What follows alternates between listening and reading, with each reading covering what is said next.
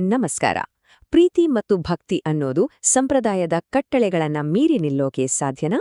ಹೌದು, ಸಾಧ್ಯ. ಇವತ್ತು ನಾವು ಅಂತಹದ್ದೇ ಒಬ್ಬ ಅಸಾಮಾನ್ಯ ಸಂತೆಯ ಕಥೆಯನ್ನ ಕೇಳೋಣ. ಇದು ದೈವವನ್ನೇ ತನ್ನ ಪತಿಯಾಗಿ ಸ್ವೀಕರಿಸಿದ ಆಂಡಾಳ್ ದೇವಿಯ ಕಥೆ. ಒಬ್ಬ ಮನುಷ್ಯ ದೇವತೆಯನ್ನ ಮದ್ವೆಯಾಗಲು ಸಾಧ್ಯನಾ? ಕೇಳೋದಕ್ಕೆ ಇದು ಒಂಥರ ಅಸಾಧ್ಯ ಅಂತ ಅನಿಸ್ಬೋದಲ್ವಾ?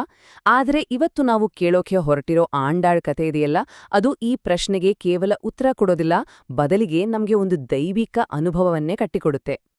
ಹಾಗಿದ್ರೆ ಬನ್ನಿ ಈ ಕಥೆಯನ್ನ ಶುರು ಮಾಡೋಣ. ಇದರ ಆರಂಭವೇ ಒಂದು ದೈವಿಕ ಶಿಶುವಿನ ಆಗಮನದಿಂದ. ಆಕೆಯೇ 12 ಆಳ್ವಾರರಲ್ಲಿ ಒಬ್ಬರಾದ ಗೋಧಾದೇವಿ. ಮೊದಲು ಆಳ್ವಾರರು ಅಂದ್ರೆ ಯಾರು ಅಂತ ತಿಳ್ಕೊಳ್ಳೋಣ. ಇವರು ವಿಷ್ಣುವಿನ ಪರಮಭಕ್ತರಾದ ಸಂತರು. ಈ ಪೂಜ್ಯ ಸಂತರ ಗುಂಪಲ್ಲಿ ಗೋಧಾದೇವಿ ಅಂದ್ರೆ ನಮ್ಮ ಆಂಡಾಳ್ ಏಕೈಕ ಮಹಿಳಾ ಆಳ್ವಾರಾಗಿದ್ರು. ಅಷ್ಟೇ ಅಲ್ಲ, ಅವರನ್ನ ಭೂದೇವಿಯ ಅವತಾರ ಅಂತಾನೆ ನಂಬಲಾಗುತ್ತೆ. ವಿಷ್ಣುಚಿತ್ತ ಅನ್ನೋ ಮಹಾನ್ ಸಂತರು ಆಕೆಯನ್ನ ತಮ್ಮ ಮಗಳಂತೆ ಸಾಕಿಸಲುಹಿದ್ರು. ಗೋಧಾದೇವಿಯ ಜನನ ಸೀತಾಮಾತೆಯ ಜನನಕ್ಕೆ ಒಂದು ಅದ್ಭುತವಾದ ಹೋಲಿಕೆಯನ್ನ ಕೊಡುತ್ತೆ.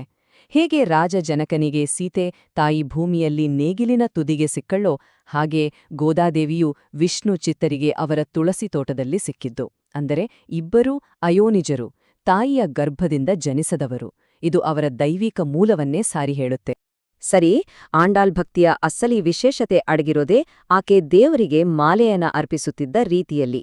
ಆ ಕಥೆಯೇ ಧರಿಸಿದ ಹೂವಿನ ಮಾಲೆ. ಪ್ರತಿದಿನ ಏನಾಗ್ತಿತ್ತು ಅಂದ್ರೆ, ಅವರ ತಂದೆ ಸ್ವಾಮಿಗೋಸ್ಕರ ತುಂಬನೇ ಪ್ರೀತಿಯಿಂದ ಹೂವಿನ ಮಾಲೆಗಳನ್ನ ಕಟ್ತಿದ್ರು.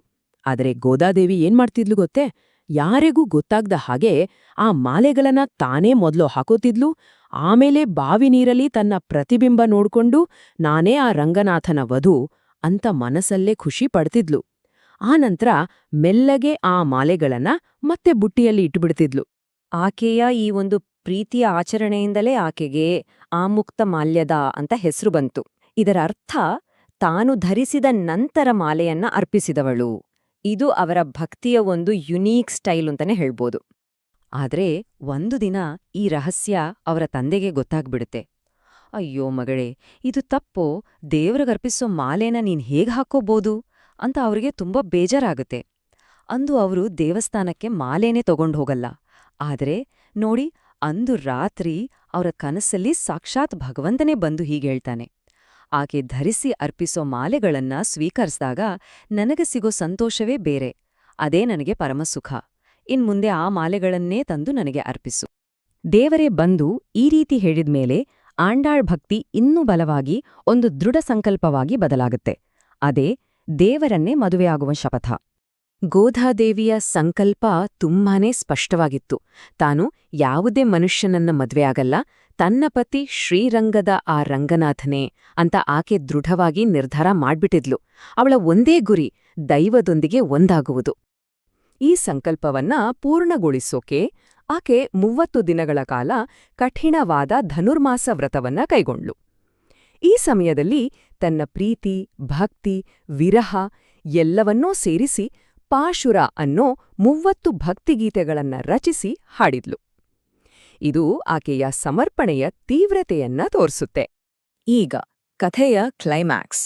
ಅಸಾಧ್ಯ ಅಂತ ಅನಿಸಿದ ಆಕೆಯ ಸಂಕಲ್ಪ ಒಂದು ದೈವಿಕ ವಿವಾಹವಾಗಿ ಹೇಗೆ ಸಿದ್ಧಿಸಿತು ಅಂತ ನೋಡೋಣ ಬನ್ನಿ. ಮಗಳ ನಿರ್ಧಾರ ಕೇಳಿ ತಂದೆ ವಿಷ್ಣುಚಿತ್ತರಿಗೆ ಸಹಜವಾಗಿಯೇ ಚಿಂತೆ ಶುರುವಾಗುತ್ತೆ. ನನ್ನ ಮಗಳು ದೇವ್ರನ್ನ ಹೇಗೆ ಮದುವೆ ಆಗೋಕೆ ಸಾಧ್ಯ ಅಂತ ಅವರು ಯೋಚನೆ ಮಾಡ್ತಿದ್ರು. ಯಾಕಂದ್ರೆ ಲೌಕಿಕವಾಗಿ ಇದು ಸಾಧ್ಯವೇ ಇರ್ಲಿಲ್ಲ. ಆದ್ರೆ ಆಮೇಲೆ ನಡೆದಿದ್ದೇ ಒಂದು ಪವಾಡಗಳ ಸರಮಾಲೆ. ಮೊದ್ಲು ಭಗವಂತನೇ ತಂದೆಯ ಕನಸಲ್ ಬಂದು ಮದುವೆಯ ವಚನವನ್ನ ಕೊಟ್ಟ.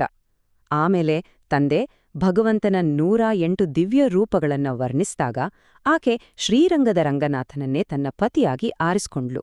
ಒಬ್ಬ ಮನುಷ್ಯಳು ದೇವಸ್ಥಾನದ ವಿಗ್ರಹವನ್ನ ಮದುವೆಯಾಗೋ ಈ ಅದ್ಭುತವನ್ನ ನೋಡಕ್ಕೆ ಜನಸಾಗರವೇ ಸೇರಿತ್ತು. ಕೊನೆಗೆ ಆ ದೈವಿಕ ದಿನ ಬಂದೇ ಬಿಡ್ತು. ದೇವಸ್ಥಾನದಲ್ಲಿ ಎಲ್ಲರೂ ಉಸಿರು ಬಿಗಿ ಹಿಡಿದು ನೋಡ್ತಿದ್ದಂತೆ ಗೋಧಾದೇವಿ ನೇರವಾಗಿ ಗರ್ಭಗುಡಿಯೊಳಗೆ ನಡೆದು ಹೋದ್ಳು ಮತ್ತು ಕ್ಷಣಮಾತ್ರದಲ್ಲಿ ಆ ದೈವ ಸ್ವರೂಪದಲ್ಲಿ ಲೀನವಾದಳು. ಹೌದು, ಭಗವಾನ್ ರಂಗನಾಥನು ತನ್ನ ಕೈಚಾಚಿ ಆಂಡಾಳ್ಳನ್ನ ತನ್ನೊಳಗೆ ಐಕ್ಯ ಮಾಡಿಕೊಂಡನು. ಹೀಗೆ ಅವರ ದೈವಿಕ ವಿವಾಹ ಸಂಪನ್ನವಾಯಿತು. ಈ ದೈವಿಕ ಮಿಲನದ ನಂತರ ಏನಾಯಿತು? ಆಂಡಾಳ್ ನೆನಪು ಹೇಗೆ ಶಾಶ್ವತವಾಯಿತು?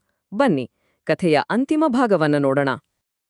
ವಿಷ್ಣುಚಿತ್ತರ ಮನಸ್ಥಿತಿ ಹೇಗಿತ್ತು ಅಂದ್ರೆ, ಒಂದು ಕಡೆ ಭಗವಂತನೇ ತನ್ನ ಮಗಳನ್ನ ಸ್ವೀಕರಿಸಿದ ಅನ್ನೋ ಅಪಾರ ಸಂತೋಷ, ಇನ್ನೊಂದ್ ಕಡೆ ತಾನು ಅಷ್ಟು ಪ್ರೀತಿಯಿಂದ ಸಾಕಿಸಲುವಿದ ಮಗಳನ್ನ ಕಳೆದುಕೊಂಡ ದುಃಖ. ಅವರ ಮನಸ್ಸು ಸಂತೋಷ ಮತ್ತು ದುಃಖಗಳ ಸಂಗಮವಾಗಿತ್ತು. ಆಗ ಭಗವಾನ್ ರಂಗನಾಥನು ತನ್ನದೇ ಸ್ವರೂಪದಿಂದ ಆಂಡಾಳ್ನೆ ಒಂದು ವಿಗ್ರಹವನ್ನ ಸೃಷ್ಟಿಸಿ ಆಕೆಯ ತಂದೆಗೆ ನೀಡಿ, ಇಂದಿನಿಂದ ಇವಳೇ ನಿನ್ನ ಮಗಳು ಅಂತ ಹೇಳಿದ್ನು. ಇದು ಆ ತಂದೆಯ ದುಃಖಕ್ಕೆ ಒಂದು ದೊಡ್ಡ ಸಾಂತ್ವನವಾಯಿತು. ಹಾಗಾಗಿ ಆಂಡಾಳ್ ಕೇವಲ ಒಂದು ಕಥೆಯಾಗೇ ಉಳಿಯಲಿಲ್ಲ. ಸ್ವತಃ ಭಗವಂತನೇ ತನ್ನ ಸ್ವರೂಪದಿಂದ ಸೃಷ್ಟಿ ಮಾಡಿದ ಆಕೆಯ ವಿಗ್ರಹ ಇವತ್ತಿಗೂ ಶ್ರೀರಂಗಂ ದೇವಸ್ಥಾನದಲ್ಲಿ ಪೂಜೆಗೊಳ್ಳುತ್ತಿದೆ. ಅಂದ್ರೆ ಆಕೆಯ ದೈವಿಕ ಅಸ್ತಿತ್ವ, ಆ ಭಕ್ತಿ ಇವತ್ತಿಗೂ ಜೀವಂತವಾಗಿದೆ ಅಂತನೇ ಅರ್ಥ. ಈ ಕಥೆ ನಮ್ಮೆಲ್ಲರ ಮುಂದೆಯೂ ಒಂದು ಆಳವಾದ ಪ್ರಶ್ನೆಯನ್ನ ಇಡುತ್ತೆ. ಪ್ರೀತಿಯ ಅಂತಿಮ ಅಭಿವ್ಯಕ್ತಿ ಯಾವುದು? ಭಕ್ತಿಯ ಮೂಲಕ, ಸಮರ್ಪಣೆಯ ಮೂಲಕ, ಆ ದೈವದ ಜೊತೆ ಒಂದಾಗಿ ಬಿಡುವುದೇ? ಈ ಪ್ರಶ್ನೆಯೊಂದಿಗೆ ಇಂದಿನ ಈ ವಿವರಣೆಯನ್ನು ಮುಗಿಸೋಣ.